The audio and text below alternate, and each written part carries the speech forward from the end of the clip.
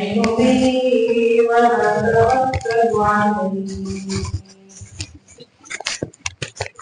ونعوذ بالله من شرور أنفسنا ومن سيئات أعمالنا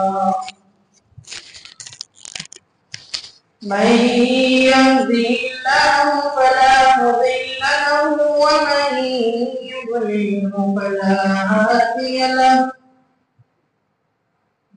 ونشهد أن لا إله إلا الله وحده لا شريك له ونشهد أن سيدنا ومولانا محمدا عبده ورسوله أما بعد فأعوذ بالله من الشيطان الرجيم بسم الله الرحمن الرحيم أم حسبتم أن تدخلوا الجنة ولما يأتكم مثل الذين خلوا من قبلكم مستهم البأساء والضراء وزلزلوا حتى يقول الرسول والذين آمنوا معه متى نصر الله ألا إن نصر الله قريب وقال تعالى في مقام آخر أم حسبتم أن تدخلوا الجنة ولما يعلم الله الذين جاهدوا منكم ويعلم الصابرين وقال تعالى في مقام آخر أحسب الناس أن يتركوا أن يقولوا آمنا وهم لا يفتنون صدق الله العظيم قال النبي صلى الله تعالى عليه وسلم كل مولود يولد على الفطرة الإسلام وأبواه يهودانه أو يمجسانه أو ينصرانه وقال عليه الصلاة والسلام عن أبي هريرة رضي الله عنه قال النبي صلى الله تعالى عليه وسلم الإيمان بضع وسبعون شعبة فأفضلها قول لا إله إلا الله وأدناها إماطة الأذى عن الطريق والحياء شعبة من الإيمان اللهم صل على سيدنا شفيعنا حبيبنا نبينا مولانا محمد في أول وأوسط وآخر كلامنا میرے محترم عزیز دوستو اور میرے نہایتی غیرت مند بھائیوں بزرگوں اور عزیز ساتھیوں، میں نے ابھی آپ حضرات کے خدمت میں قرآن شریف کی بہت ہی بامعنی بامطلب پرمغز اور عمدہ قسم کی آیتیں تلاوت کی اور ذخیرے احادیث میں سے چھوٹی چھوٹی دو 2 روایتیں، ان دونوں کا خلاصہ پس منظر اور اللہ اس کے رسول صلی اللہ علیہ وسلم کی طرف سے اہل ایمان کو بھی اہل دنیا کو بھی بالخصوص اہل ایمان سے اللہ تعالیٰ خطاب فرماتے ہیں.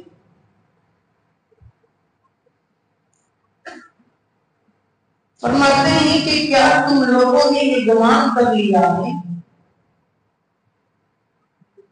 کہ تمہیں جنت یوں ہی مل جائے گی، تمہیں آزمایا نہیں جائے گا، تمہیں پریشانیوں میں مبتلا نہیں کیا جائے گا؟ کیا تم نے یہ گمان اپنے دل میں کر رکھا ہے کہ تمہیں یوں ہی جنت دے دی جائے گی جب آپ یوں کہتے کہ ہم اہل ایمان ہیں؟ آپ ہمیں اپنے آپ کو اہل ایمان کا خطاب دے کر ہمیں خبر اور اطلاع کر دیں، اس کے بعد کیا ہم آپ کو آزمائش میں لے ڈالیں گے؟ اللہ رب العزت فرماتے ہیں آپ کو آزمائش میں ہم ڈالیں گے. کیسے ڈالیں گے؟ کن کن حالات میں مبتلا کر کے تمہیں آزمایا جائے گا؟ اللہ تبارک و تعالیٰ نے صحابہ کرام رضی اللہ عنہم اجمعین کی مثال دے کر فرمایا مَسَّتْهُمُ الْبَأْسَاءُ وَالضَّرَّاءُ وَزُلْزِلُوا حَتَّى يَقُولَ الرَّسُولُ.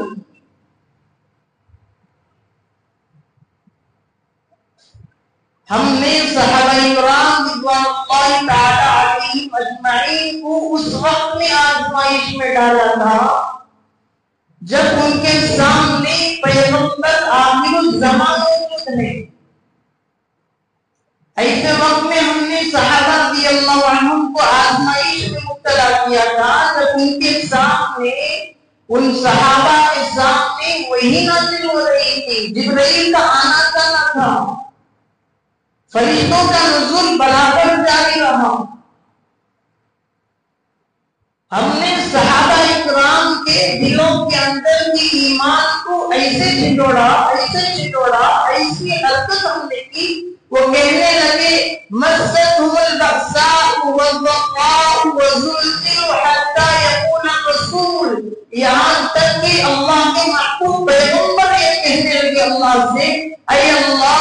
حَتَّى يَقُولَ الرَّسُولُ وَالَّذِينَ آمَنُوا مَعَهُ مَتَىٰ نَصْرُ اللَّهِ. اے اللہ ہم تو اہل ایمان ہیں، تیری مدد، تیری نصرت، تیری اعانت ہمارے تک تو پہنچے گی.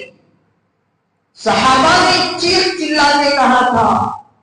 جبکہ وہ اپنے ایمان میں 100% کامیاب، پیغمبر آخر الزمان کے پاس موجود ہے، جبریل امین کی آمد و رفت ہے، قرآن کا نزول برابر جاری ہے،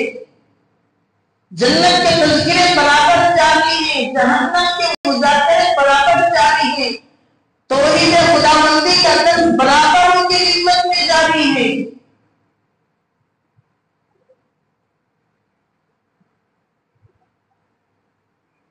آخرت کی آنے والی لامحدود زندگی کا مذاکرہ ان کے سامنے ہوتا رہا ہے.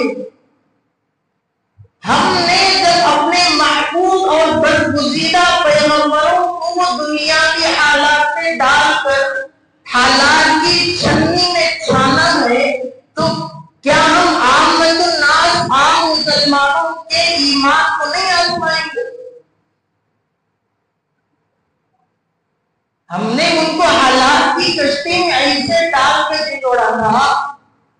وہ کہنے لگے والذین آمنوا معه متى نصر اللہ. اے اللہ تیری مدد ہم تک تو پہنچے گی. ہم نے انہیں اطمینان دلایا تھا الا ان نصر اللہ قریب. آگاہ ہو جاؤ، تیار ہو جاؤ، اللہ کی مدد بس آ پہنچنے والی.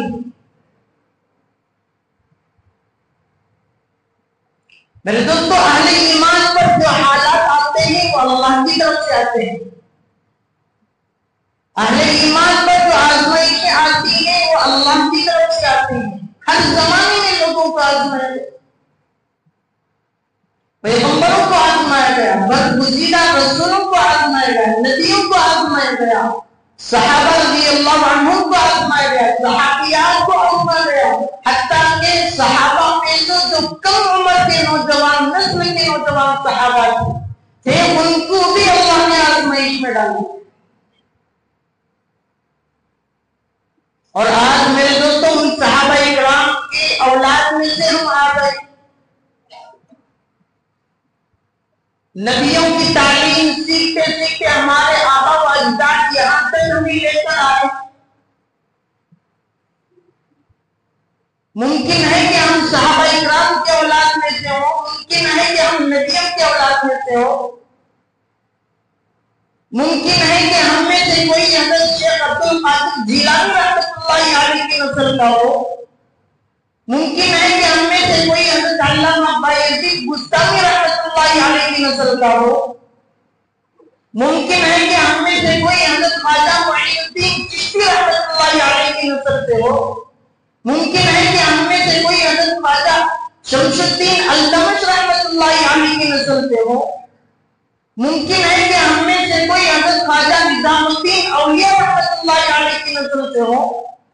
انہوں نے اپنے ایمان کا امتحان دیا ہے، اللہ کو دیا ہے، حالات سے گھبرائے نہیں ہیں، پریشان نہیں ہیں، بڑے پرعزم ہو کر دنیا میں جو حالات آئے ہیں ان حالات کا بڑے حوصلہ مند اور بڑے باہمت ہو کر مقابلہ کیا۔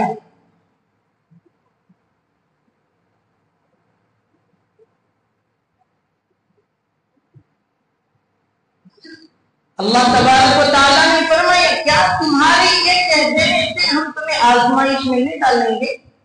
ضرور ڈالیں گے۔ جو اپنے ایمان میں جتنا مضبوط ہوگا اسے ہم اتنا آزمائیں گے۔ دنیاوی اعتبار سے بھی دنیاوی ڈگری حاصل کرنے کے لیے جس ڈگری کے حاصل کرنے کا جتنا زیادہ پیدا ہوگا وہ پیپر، وہ بچہ بہت زیادہ ٹف ہوگا۔ دنیا کا بھی یہی دستور، اللہ رب العزت کا بھی یہی دستور۔ تو میں دوستوں ایسے حالات میں جب جس برادری میں جس ماحول میں ہم رہتے ہیں ہر دوسرا تیسرا آدمی ارتداد کی لہر کی طرف تیزی سے آگے بڑھ رہا، ہمیں سے بہت سارے اہل ایمان بظاہر ایمان والے اپنے آپ کو سمجھتے ہیں، لیکن میرے دوستوں ہم ایسے فتنے اور ایسے ارتداد اور ایسے الحاد کی لہر میں بہتے چلے جا رہے ہیں، ہمیں خود معلوم نہیں ہے کہ ہم مسلمان باقی بھی ہیں یا کفر کے دہلیز پر قدم رکھ چکے ہیں، ہمیں خود معلوم ہے۔ اللہ کے پیغمبر محمد عالم صلی اللہ علیہ وسلم نے ایک موقع پر فرمایا، اے میرے صحابہ، میری امت کے افراد پر ایک وقت ایسا آنے والا ہے جس وقت میں سونے والا مسلمان آدمی ایمان کے حالت میں سوئے گا، جب وہ آنکھوں سے بیدار ہوگا تو وہ کفر کی ارتداد اور مشرک بن کر آنکھیں کھولے گا۔ یصبح مؤمنا ویمسی کافرا، آدمی صبح کرے گا تو اہل ایمان میں سے ہوگا، جب شام ہوگی تو کفر کی دہلیز پر قدم رکھ چکا ہوگا۔ تو ایسے حالات میں اللہ کے پیغمبر محمود عالم صلی اللہ علیہ وسلم نے ہم اہل ایمان کو کیا درس دیا،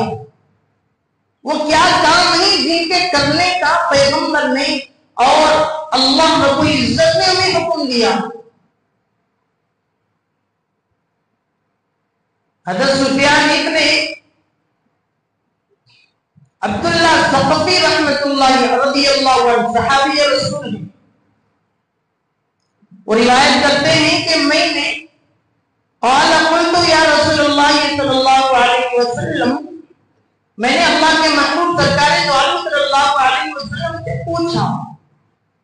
قل لی فی الاسلام قولا لا اسأل احدا بعدک وفی روایت غیرک، اے محبوب صلی اللہ علیہ وسلم آپ مجھے کوئی ایک ایسا عمل بتلا دیجیے اس عمل کے کرنے سے میں کامیاب کر رہا ہوں. ایک روایت میں ہے کہ اس کے علاوہ مجھے کچھ اور کرنا نہ پڑے، کوئی بڑا عمل نہ کرنا پڑے. اللہ کے نبی علیہ الصلوۃ والسلام نے فرمایا قل آمنت باللہ ثم استقم، قل آمنت باللہ ثم استقم. اللہ کے نبی نے فرمایا جب تم ایمان لا چکے تو اب مضبوطی کے ساتھ، بڑے مستحکم، بڑے استحکام کے ساتھ، مضبوطی کے ساتھ ایمان کے تقاضوں پر جم جاؤ. اس چھوٹے سے جملے میں میرے تو بہت ساری چیزیں آ گئی، اعمال آ گئے، عبادتیں آ گئی، مستحبات آ گئے، مسنون آ گئے. اس ثم استقم کے اندر اللہ کے پیغمبر علیہ السلام نے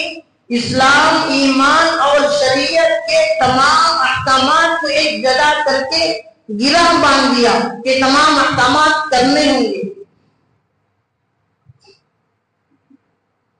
ایسا نہیں ہوتا کہ اللہ کے نبی نے ایسا نہیں کہا.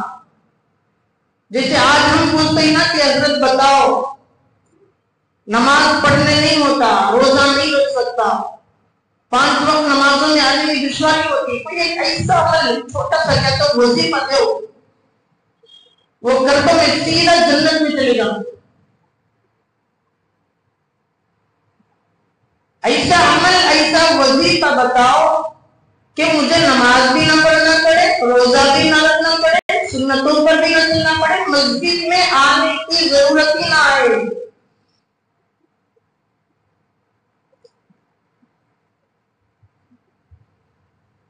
اللہ کے محبوب صلی اللہ علیہ وسلم نے فرمایا آمنت باللہ ثم استقم. ایمان لا چکے تو ایمان، اہل ایمان ہونے کی وجہ سے، اہل باطل کی طرف سے، اہل کفر کی طرف سے، اہل شرک کی طرف سے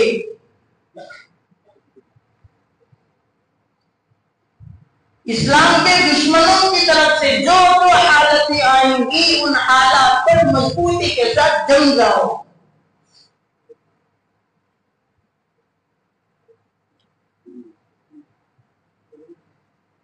اللہ کے نبی علیہ الصلوۃ والسلام نے ایک موقع پر فرمایا، مسلم شریف کے اندر بھی یہ روایت، اللہ کے نبی نے فرمایا لا یؤمن احدکم، ایمانی معیار ہمارا کیا ہونا چاہیے؟ ایسا نہیں کہ کلمہ پڑھ لیے، نمازیں پڑھ لیے، روزہ رکھ لیے، داڑھی رکھ لیے، پگڑی باندھ لیے، مسنون لباس ہمارا ہو گیا. یہ بھی بہت اچھی علامتیں ہیں، اونچے درجے کے اہل ایمان کی علامتیں ہیں، اس میں کوئی شک نہیں. لیکن اللہ کے نبی علیہ الصلوۃ والسلام نے صحابہ کرام کو اور تمام مسلمانوں کو معیار کیا بتایا؟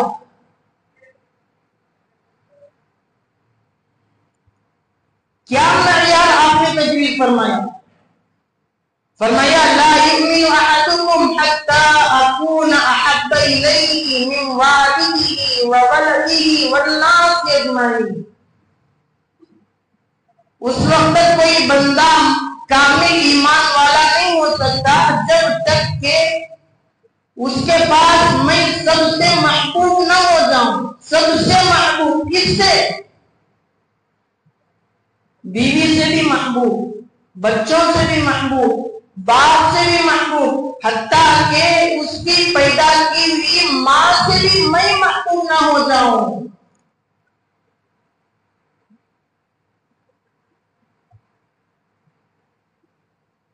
اور تمام لوگوں سے جیسی تمہاری رشتہ داریاں ہیں، جس معیار کی تمہاری قرابت داریاں ہیں، جتنا قریب سے قریب تک رشتہ ناتا تمہارے ساتھ کسی کے ساتھ ہو، اس سے بھی سب سے عزیز میں نہ ہو جاؤں. میرے لیے تم جب تک مٹ نہ مرو، اپنے آپ کو میرے احکام کے لیے نچھاور نہ کر دو، اس وقت تک تم مضبوط اور کامل ایمان والے نہیں ہو سکتے۔ بتاؤ میرے دوستوں، ایسا ایمان، اتنا مضبوط ایمان اگر کسی کے پاس ہو تو کیا وہ دنیاوی فتنے، دنیاوی جھمیلوں سے کبھی ارتداد کی طرف جا سکتا ہے؟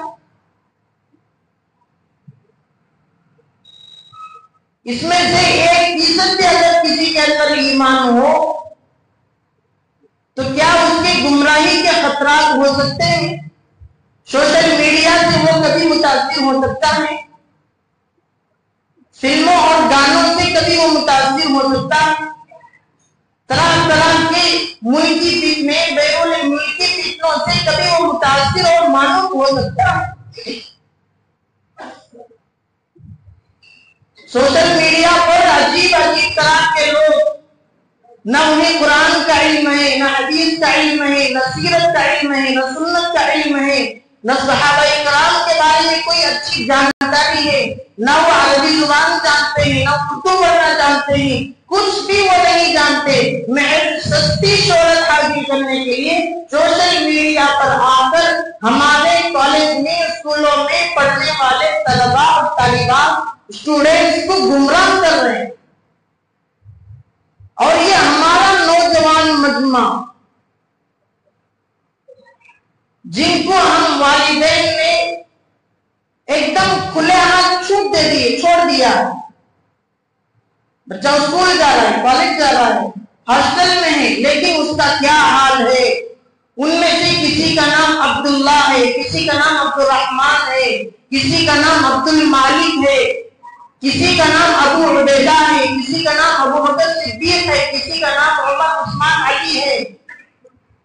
کسی کا نام حسنین ہے، کسی کا نام حسن اور حسین ہے۔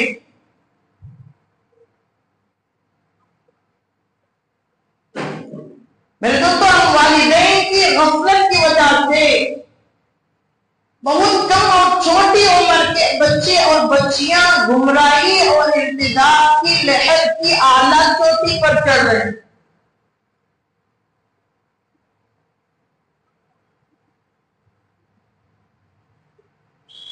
بے نمازی تو وہ ہو ہی رہے، بد زبان تو وہ ہو ہی رہے ہیں، بد مزاج تو وہ ہو ہی رہے ہیں، حتیٰ کہ شراب اور اس طرح کی نشہ آور چیزوں کے وہ عادی بنتے چلے جاتے ہیں۔ میرے دوستو، اگر سچے دل کے ساتھ، کبھی سچی طرف کے ساتھ اپنے محلے اور علاقوں کا جائزہ لینا، چھوٹی عمر کا بچہ جس کی عمر 2-3 سال ہے، ہم والدین نے موبائل کی اسے ایسی لت لگا دی ہے، ایسی بری عادت سے اسے ہم نے محسوس کر دیا ہے، جب تک وہ موبائل نہیں دیکھے گا کھانا نہیں کھائے گا،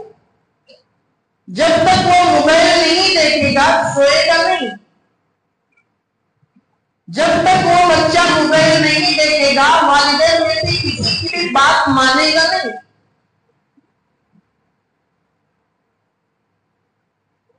ماں باپ ہی بچوں کو بگاڑ رہے ہیں۔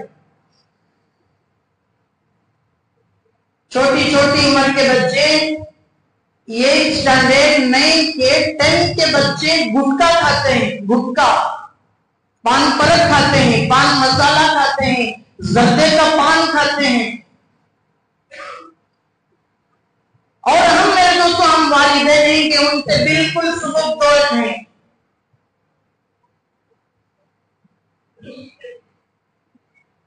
میرے دوستوں، یہ ہمارے مسلمان بچے اور بچیاں گندی بری لت میں لگ کر بغیر ایمان کے اگر یہ دنیا سے چلے گئے تو اگرچہ کہ ان کے والدین تہجد گزار ہوں، اگرچہ کہ ان کے والدین کے چہرے پر داڑھی سجی ہوئی ہو، اگرچہ کہ ان کے والدین کا راہ خدا میں وقت لگا ہو، اگرچہ کہ والدین حافظ قرآن ہو، حتیٰ کہ عالم دین ہو، یہاں تک کہ بنساہ برس سے ایک ہی مسجد میں امامت خطابت کے فرائض انجام کیوں نہ دے رہے ہو، بچوں کی گمراہی کی وجہ سے تمہاری امامتوں کو ردی کے ٹوکری میں پھینک دیا جائے گا، تمہارے تہجد کو ردی کے ٹوکری میں پھینک دیا جائے گا، تمہاری نمازوں کو، راہ خدا کے چکروں کو ردی کے ٹوکری میں پھینک دیا جائے گا، اور یہ کہا جائے گا کہ ہم نے تمہیں اچھی نیک صالح اولاد دی تھی، ان کی صحیح معنوں میں تم نے تربیت کیوں نہ کی؟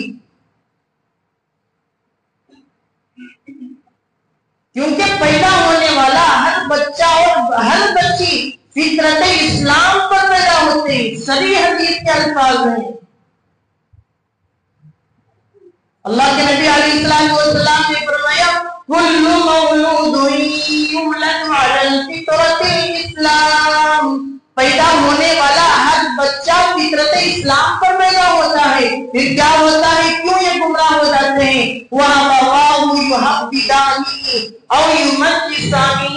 أَوْ يُنَصِّرَانِهِ، اگر پیدا ہونے والے بچے کے والدین اگر یہودی ہیں تو اس بچے کو بھی یہودیوں کی راہ دکھلائیں گے، پیدا ہونے والے بچے کے والدین اگر نصرانی ہیں تو ان کو بھی نصرانیت کی طرف لے جائیں گے، پیدا ہونے والے بچے کے والدین اگر مجوسی ہیں تو انہیں بھی شرک اور بت پرستی کی لت میں لگا کے چھوڑیں گے۔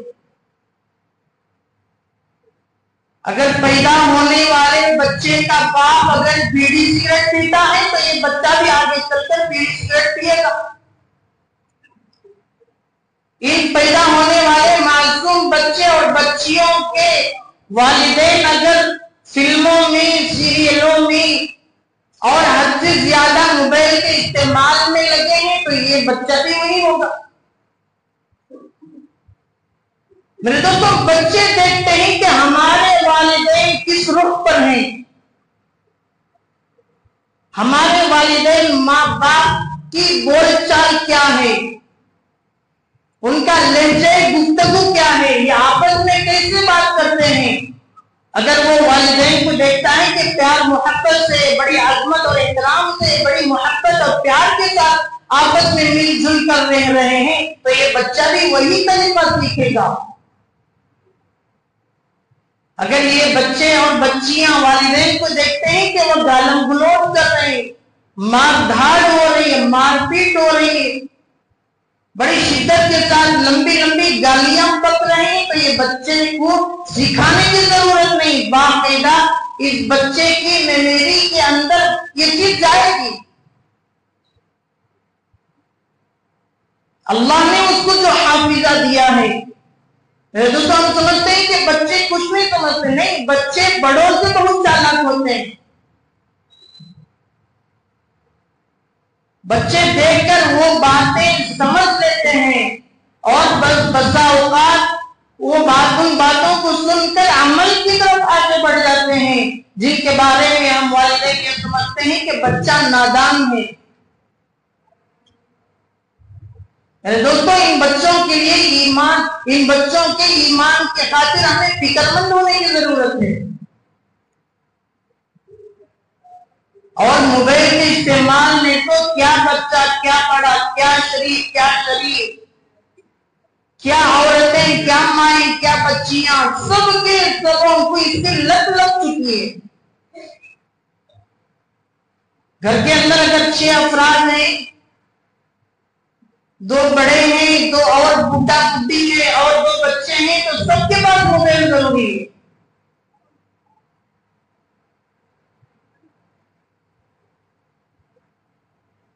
دوستوں، ان بچوں کی ایمان کی سب سے پہلے ہم جو بڑے ہیں، گھر کے بزرگ ہیں،